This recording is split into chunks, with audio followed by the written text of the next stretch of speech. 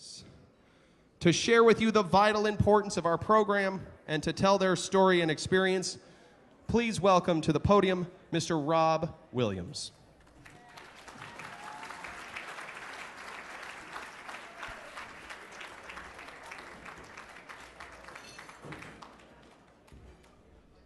Thank you very much. I don't appreciate being sandwiched between the auctioneer here and there, so I can't talk as fast as him, but I do want to tell you that it's quite an honor for me to be here tonight with my family.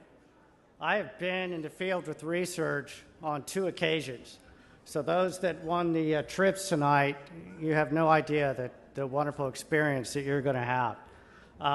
The first time was in Bangladesh. The second time, my whole family and I were in Vietnam.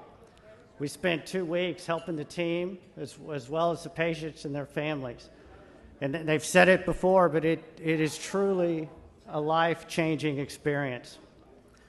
You know, another life-changing experience for me occurred on July 17, 2002, when my son Robert was born. As wrenching and exhausting as the experience was, I remember it vividly. When Robert was born, the nurse handed him to me. And it was then, for the first time, that my wife Jen and I saw his face. Something was wrong. Underdeveloped facial bones, malformed ears, down slanting eyes. The nurse, young gal, said, "Hey, he might be blind and deaf." You know, we were panicked. We turned to the doctor. I held him up to her, and I said, look at him. Unbelievably, she refused. She turned away.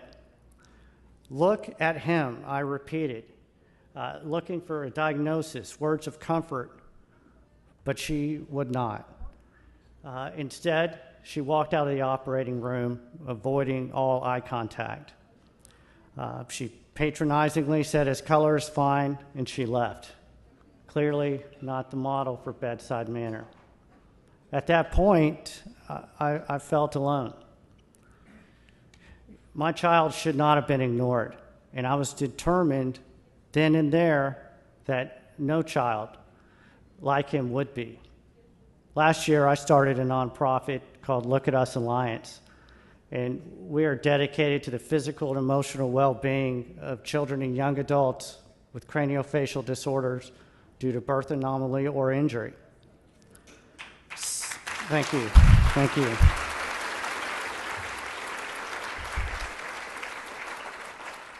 You know, since his birth, Robert has endured 9 reconstructive surgeries. In our journeys, Robert's, Jen's, my daughter Reagan's, and mine, has led us to discover the world's top medical professionals. And the beauty of it is we've also discovered amazing organizations like Research that help children and families who don't have the resources like we have here in the States. Imagine for a moment being or having a child born with a congenital deformity or being burned and left disfigured and disabled. People shunning you, ridiculing you or your son or daughter. If you were that child, going to school would be agonizing. As an adult, getting a job or working so that you could provide for your family would be difficult, if not impossible. Now imagine that deformity or injury was repairable through surgery. But because you live in a poor country or community with few or no skilled surgeons, that surgery is not possible. Imagine. Unfortunately, you don't have to imagine that. That is the reality. That is the norm for most of the world. And we're the countries that research works. I've seen it. My family and I have seen it firsthand. But the beautiful thing is that we've also seen that amazing results are possible through these surgeries and care. I've seen it with my son and through my trips with Research.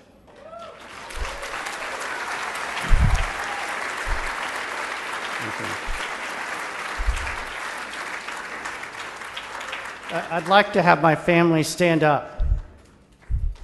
My wife Jennifer, my daughter Reagan, my son Robert.